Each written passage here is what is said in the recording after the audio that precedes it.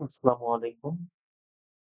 আজকে আমরা Microsoft Excel এর কিছু কাজ দেখব। ১ম এ আমি Excel Offset Microsoft Excel Offset শীটটি ওপেন করে নিলাম। সেখান থেকে আমার এখানে একটা নামের লিস্ট আছে। এই লিস্টটা আমরা যদি আমাদের প্রিন্ট করার সময় অনেক সময় দেখা যায় যে কি আমার একটু অংশ আসে আর একটু অংশ কেটে যায়। তো আমরা এই অংশটুকু কিভাবে একটা পেজের ভিতরে নিয়ে আসবো সেই কাজটি দেখব এবং এই যে হেডলাইনটি যে আছে এই হেডলাইনটি আমাদের প্রত্যেকটা পেজের প্রত্যেকটা পেজের উপরে কিভাবে আসবে সেটাও আমরা দেখব। এই হেডলাইনটি প্রত্যেকটা পেজের হেডলাইন কিভাবে হবে সেটাও আমরা আজকে দেখব। তো দেখা যায় তো সেজন্য আমাদের ১ম এ ফাইলে যেতে হবে। ফাইল থেকে এখানে প্রিন্টে গিয়ে দেখতে হবে যে দেখা যাচ্ছে এখান থেকে সিরিয়াল নাম্বার এবং আইডি নাম্বার পর্যন্ত আসছে। তারপরে বাকিটা দেখা যাচ্ছে ২ টা আমার আসেনি সেটা হচ্ছে phone number, date of birth. তো এখান থেকে ফোন নাম্বার এবং ডেট অফ বার্থ এই ২ টো আসেনি।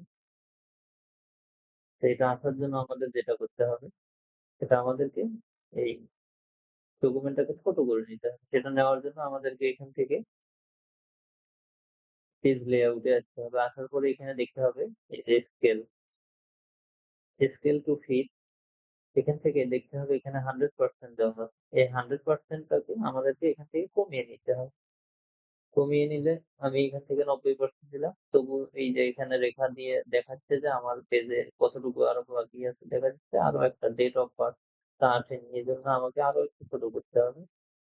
দেখা যাচ্ছে 80% দিলে আমার এখানে চলে আসছে।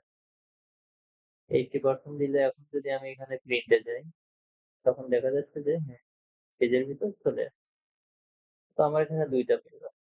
তো আমার যে এই যে হেডলাইনটা আছে এখান থেকে serial number, name, father's name, position, ID number, phone number, date of birth.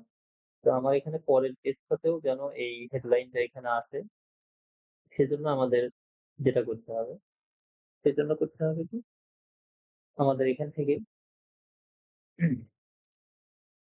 Page layout এ যেতে হবে। যাওয়ার পরে এখানে আছে প্রিন্ট টাইটেল।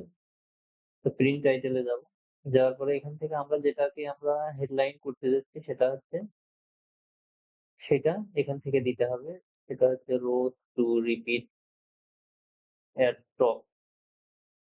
চাচ্ছি যে প্রত্যেকটা পেজের উপরে এটা রিপিট হবে। সেজন্য এখান থেকে আমাদের এখানে ক্লিক করতে হবে। ক্লিক করার পর আমরা যে রোটাকে আমরা দিতে চাচ্ছি প্রত্যেকটা পেজে সেই রোটাকে এখান থেকে মার্ক করে নিতে হবে। দেওয়ার পরে এখানে আবার ক্লিক দিতে হবে। ক্লিক দেওয়ার পরে এখান থেকে ওকে তে কাজটা শেষ। এখন এখান থেকে আমাদেরকে এখান থেকে আরেকটু ছোট করে নিতে হবে। সেখান থেকে আমরা 75% দিয়ে দিলাম। দেওয়ার পরে এখান থেকে আমি যদি এখন প্রিন্টে যাই, প্রিন্টে যাওয়ার পর দেখা যাচ্ছে এই যে দেখেন ২ টা পেজেই আমাদের এই উপরে যে অংশটা আছে তা চলে এসেছে।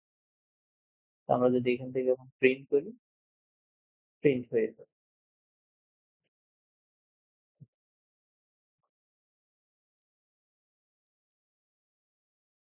তো এইভাবে আমরা আমাদের পেজটাকে কমিয়ে নিতে পারি এবং লাইনের হেডলাইনটাকে আমরা প্রত্যেকটা পেজে প্রিন্টের সময় প্রত্যেকটা পেজে আমরা প্রিন্ট করতে পারবো। আজকে এই পর্যন্তই। ধন্যবাদ সবাইকে।